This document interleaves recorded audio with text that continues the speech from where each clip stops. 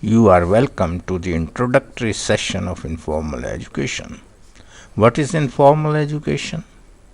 Informal education has been named as such only to distinguish it from the formal one.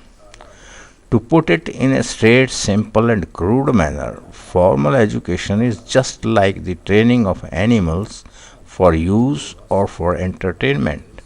It trains man to work in a competitive and fighting modes. Of course, in a reasonably fair and fine manner. Sacrifice, if there is any, is superficial in this education. This education teaches to work for prosperity, position, and power. On the other hand, informal education is the scientific study of the universe, nature, and human affairs. Actually, it is the study of the nature of human mind. It studies the various thoughts, concepts, views, and ideas that determine the status and the level of a particular human mind. Sacrifices are real in this case. This education teaches to work for supremacy of mind. There are 6 main religions and some 268 sects in this world. They all have something special to say and demonstrate. But none teaches the science of human mind. They try to change human mind, but do not give the wisdom of judging the degree of greatness of a thought, concept, or idea.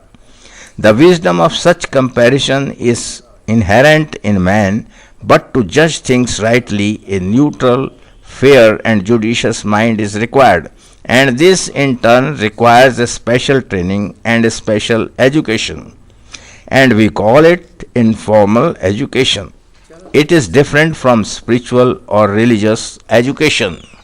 Ordinarily, anybody can claim superiority or supremacy of his thoughts, concepts, and ideas, but only a wise person can place them in an order of importance.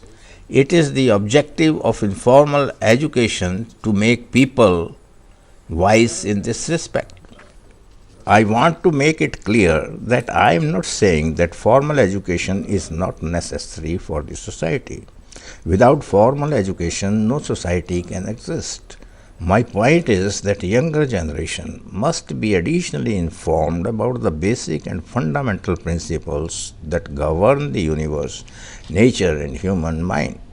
Of course, without hampering the formal education. It will be better if we are able to include informal education in the formal education itself. What I mean is that we should not intentionally exclude the informal aspect of education from the formal one. Till we are able to achieve that end, we should make special provisions of informal education in society in a real sense. Before we start with the first lesson of informal education, it will be good if we know the extent and the scope of informal education. Informal education has 6 levels of understanding requiring a systematic study of the universe, nature, and human affairs. These levels aim at the complete, perfect, and tested knowledge. To achieve this end, an academy, namely Surajbal Academy of Informal Education, was constituted. This academy delivers short lectures and runs different courses to meet the individual needs and demands. The lectures are mainly aimed at removing the various misgivings prevailing in the society as a result of intentional intellectual onslaught on the olden thoughts by undesirable elements, obviously for monetary and other gains. We welcome all right-thinking people to join this activity. In the end, it may be observed that this activity is the best service that can be provided to society by any individual. We have a firm opinion that if this activity is suitably rewarded with a respectable income, there will be ample scope of employment also.